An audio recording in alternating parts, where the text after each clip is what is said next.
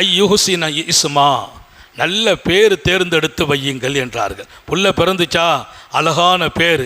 ஏன்? பேருக்கு தக்க பிள்ளைகள் வாழ்வார்கள். எப்படி பேர் வைக்கிறீங்க? அந்த பேருக்கு தக்க பிள்ளைங்க வாழ்க்கை. பிள்ளைக்கு பேர் வச்சிங்க கரீம், கொடைவல்லல், கொடைவல்லலாக வாழ்வார். சங்கையானவர், சங்கையானவராக வாழ்வார். இன்னைக்கெல்லாம் பிள்ளைக்கு பேர் வைக்கிறது கூட அர்த்தமில்லாத பேர். கேட்டார், என் பிள்ளைக்கு பேர் வைக்கணும், புதுசாக இருக்கணும், இது வரைக்கும் யாரும் வச்சுக்க கூடாது, யார் வாயிலையும் சீக்கிரமாக நுழையக்கூடாது, அதுக்கு பேராங்க கேட்குறேன். கொஞ்சம் கவனம் வையுங்கள். பேர் அஹ்சினு அஸ்மாஅக்கும், உங்கள் பேர்களை அழகாக வையுங்கள். ஏன்?